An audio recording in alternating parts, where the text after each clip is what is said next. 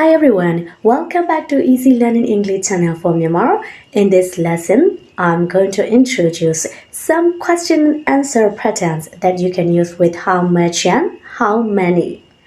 အားလုံးပဲမင်္ဂလာပါ Easy Learning English channel ကနေပြန်လည်ကြိုဆိုပါရစေ။ဒီကနေ့သင်ခန်းစာမှာကတော့ how much နဲ့ how many ကိုသုံးပြီးတော့မှအမေးဖြေစာကြောင်းပုံစံလေးတွေကိုတေချာလေးအသေးစိတ်ရှင်းပြပေးတော့မှာဖြစ်ပါတယ်။ဟုတ်ကဲ့ပါဒါဆိုလို့ရှိရင် Let's get started. ဟုတ်ကဲ့သင်ခန်းစာရဲ့အဆုံးမှာမိကုံးလေးတွေထည့်ထားပေးပါတယ်။ညံစမ်းလေးတွေပေါ့နော်ဒါလေးလည်းဖြေရအောင်လို့သင်ခန်းစာလေးကိုအစအနေအဆုံးထိကြည့်ပေးပါအောင်နော် How much ရော how many ရောကဒါအရေးအတွက်များဆိုတဲ့အဓိပ္ပာယ်တွေပါပဲအဓိပ္ပာယ်ကတော့အတူတူပါပဲပမာဏများကိုပြောချင်တဲ့အခါမှာ how much how many ကိုသုံးတာဖြစ်ပါတယ် how many ကတော့ဒါ countable noun တွေပေါ့နော်အားလုံးလည်းသိမယ်လို့ထင်ပါတယ် how much ကကြတော့ uncountable noun တွေကိုပြောတာဖြစ်ပါတယ် how many ကိုအရင်ကြည့်အောင်ပုံမှန် regular noun တွေမှာဆိုရင်တော့အများကိန်းလုပ်မယ် plural noun လုပ်မယ်ဆိုလို့ရှိရင်အနောက်က s ထည့်လိုက်လို့ရှိရင်တော့ရသွားပါပြီဥပမာ shirt shirt ရှက်အင်ဂျီဒါဆိုရင်သူရဲ့ plural noun က shirts shirts ရှက်အင်ဂျီများ apple apple ပန်းဒီသူ့ရဲ့အများက apples apples ဒါကတော့ regular noun တွေပေါ့နော်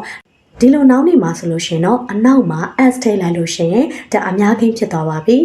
တချို့ noun တွေရာဆိုလို့ရှိရင် irregular noun တွေပေါ့ဒီလို noun တွေမှာဆိုလို့ရှိရင်တော့ s ထည့်လို့မရပါဘူးဥပမာ person person ဆိုလို့ရှိရင်လူတစ်ယောက်ဆိုရင်တော့ one person လို့ပြောလို့ရပြီးတော့အများဆိုလို့ရှိရင်တော့people လို့သုံးပါတယ် people ဒါတော့s ထည့်ပြီးတော့မှမသုံးရတဲ့ irregular noun ပေါ့နော်နောက်တစ်ခု child ကလေး childရဲ့အများပေါ့နော် plural noun ဟာဆိုလို့ရှိရင်တော့ children ပဲဖြစ်ပါတယ်ဒီလို noun တွေမှာဆိုလဲ s မထည့်ရပါဘူးအခုဘာလို့ဒါ plural noun တွေကိုအများနာနေပေါ့နော်နာမ်စားအများတွေကိုဘာလို့ပြောပြနေတာလဲဆိုတော့ဒီ how much to how many တို့သုံးတဲ့အခါမှာအနောက်က plural noun တွေလိုက်ပါတယ်ဒါကြောင့်မလို့ပြောပြပေးနေတာဖြစ်ပါတယ်ဒါဆိုရင် how many ကိုသုံးပြီးတော့မေးခွန်းလေးတွေမေးကြည့်အောင် How many apples do you want ပန်းဒီဘယ်လောက်များမင်းလိုချင်တယ်လဲHow many apples do you want?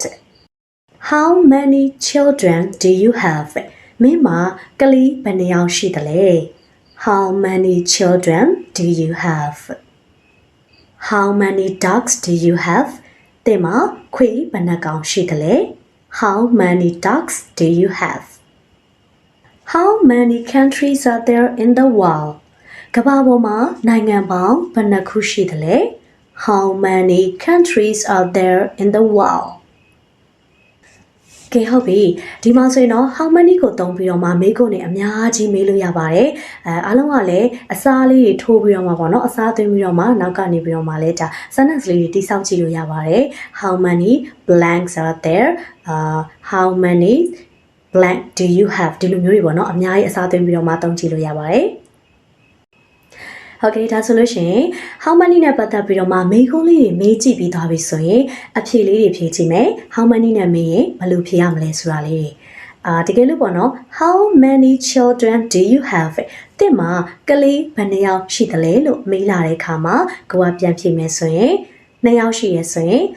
I have two ကလေး2ယောက်ရှိပါတယ်အဲ့လိုဖြေလို့ရတယ်လို့ I have two childrenအနောက်ကနေပြီးတော့မှ noun ထည့်ပြီးတော့လည်းဖြေလို့ရပါတယ် I have two children ကလေး2ယောက်ရှိပါတယ်အဖြေကတော့အတူတူပါပဲ native speaker တွေကတခါတရံမှာလဲ of ကိုထည့်သွင်းပြီးတော့မှဖြေလေးရှိကြတယ်ဘယ်လိုစာကြောင်းလဲဆိုတော့ I have two of children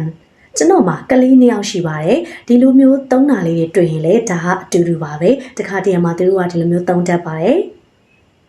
ဒါဆိုရင်အဖြေဖြေပုံလေးတွေထပ်ပြီးတော့သွားကြည့်မယ် I have 3 dogs ငါမှာခွေး3ကောင်ရှိပါတယ် I have 3 dogs ဒါကတော့အရေးအတွက်ရှိရဲ့အဖြေလေးတွေပေါ့နော်တကယ်လို့တယောက်မှမရှိဘူး how many children do you have တဲ့မှာကလေးဘယ်နှယောက်ရှိလဲလို့မေးလို့ကိုကကလေးမရှိဘူးတယောက်မှမရှိဘူးလို့ဖြေမယ်ဆိုလို့ရှင်နော် I don't have any I don't have any တယောက်မှမရှိဘူးလို့ဒီလိုဖြေရပါမယ်ဟုတ်ပြီ how many နဲ့ပတ်သက်ပြီးတော့မှအမေးဖြေစာကြောင်းလေးတွေတည်သွားပြီဆိုတော့ဒီတစ်ခါမှာ how much နဲ့ပတ်သက်ပြီးတော့မေးခွန်းလေးတွေသုံးကြည့်မယ် how much ကိုတော့ uncountable noun ရေးတွက်လို့မရတဲ့ noun အနေနဲ့တွဲပြီးတော့သုံးပါတယ်မေးခွန်းစာကြောင်းတွေကိုဥပမာသုံးပြပါမယ် how much money do you have တဲ့မှာပတ်စံဘယ်လောက်ရှိလဲဘယ်လောက်များများရှိလဲပေါ့နော်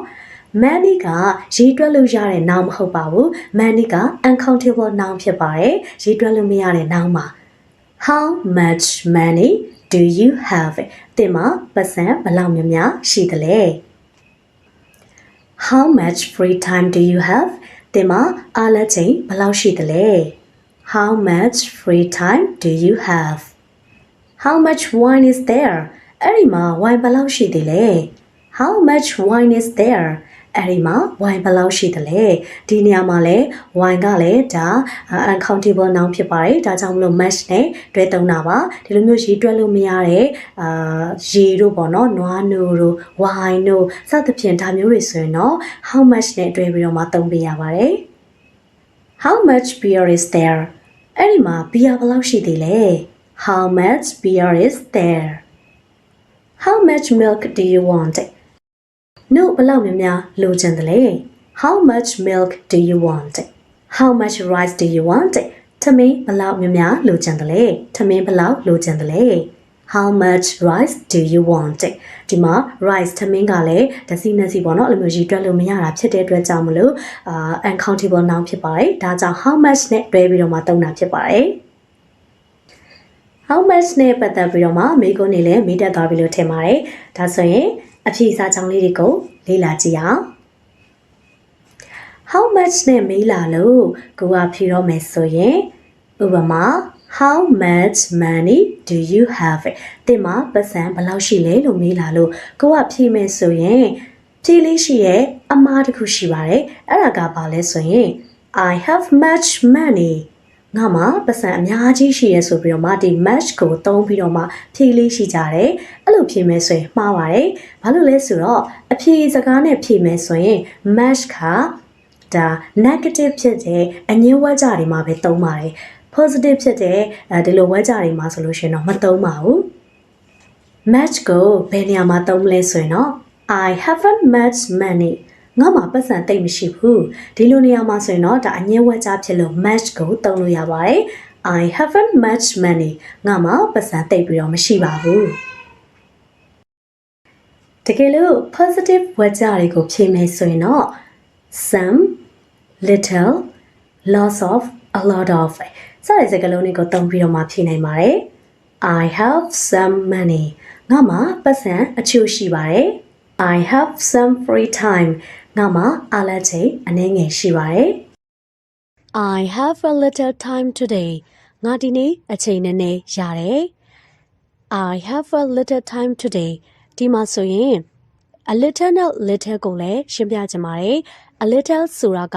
အနည်းငယ်နည်းနည်းရှိရဲဆိုတဲ့သဘောပါသူက some နဲ့တူပါတယ်အချို့ရှိရပေါ့နော်အနည်းငယ်ရှိရဲ little ကကြတော့မရှိသလောက်နည်းပါတယ်သူကအငင်းဘက်ကိုပို့ပြီးတော့စောင့်နေပေါ့နော်ဟုတ်ကဲ့ပါဒီမှာဆိုရင်တော့ I have a little time today ငါဒီနေ့အချိန်နည်းနည်းရတယ်ပြီးတော့ a lot of ကိုသုံးမယ်ဆိုရင်လေ I have a lot of money I have a lot of money lots of money လည်းသုံးလို့ရပါတယ် a lot of money နဲ့ lots of money နဲ့ကအတူတူပါပဲ a lot of နဲ့ lots of ပေါ့နော်ဒါကတော့အဓိပ္ပာယ်တူတူပါပဲဘယ်အောင်သုံးရပါတယ် I have a lot of money ငါမှာပတ်စံများများရှိပါတယ်စသဖြင့်ဖြေလို့ရပါတယ် ဟုတ်ကဲ့ပါဒါဆိုရင်တော့ how many ရော how much ကိုသုံးပြီးတော့မှအမေတွေရောအဖေတွေရောဒါတေချာလေးပြောတတ်သွားပြီတေချာသုံးတတ်သွားပြီလို့ထင်ပါတယ်ဒီတော့ဒီကလေးရဲ့သင်ခန်းစာအတွက်မိကုန်းလေးတွေမေးကြည့်ပါမယ်ဖြေပေးကြည့်ပါ blank chairs are in the classroom how much လား how many လား how many ပါHow many chairs are in the classroom? အတန်းလေးမှာခုံဘယ်နှခုံရှိသလဲခုံကတော့ဒါရေးတွက်လို့ရတယ် countable noun ဖြစ်လို့ how many နဲ့တွေ့တာဖြစ်ပါတယ်နောက်တစ်ခုပါ Bland milk is in the can How much လား how many လား How much ပါ milk က no ဒါကတော့ရေးတွက်လို့မရလို့ how much နဲ့တွဲသုံးရတာဖြစ်ပါတယ်Bland water do you have in your glass တည့်ရဲ့ဖန်ခွက်ထဲမှာရေဘယ်လောက်များများရှိသလဲ how much လား how many လားဟုတ်ပါတယ် how much ပါ Bland minute is test how much လား how many လား how many minutes is test စမ်းသပ်ချိန်ဘယ်နှမိနစ်လဲဒီမှာဆိုရင်တော့ minute ကရေးတွက်လို့ရတာဖြစ်တဲ့အတွက်ကြောင့်မလို့ countable noun ဖြစ်တဲ့ how many နဲ့သုံးရပါတယ်ဟုတ်ကဲ့ဒီ lesson မှာဆိုရင်တော့ how much နဲ့ how many ကိုသုံးပြီးတော့မှအမေတွေရောအဖေတွေရောပြောတတ်အောင်လို့ပြောပြပေးခဲ့တာဖြစ်ပါတယ်ကျမတို့ရဲ့ channel လေးကိုလည်း like and subscribe လေးလုပ်ပေးပါပြီးတော့လည်း share လေးလုပ်ပေးဖို့လည်းတောင်းဆိုချင်ပါတယ်ဟုတ်ကဲ့ပါနောက်ဗီဒီယိုကြမှာပြန်လည်ပြီးတော့တွေ့ဆုံကြမယ်နော်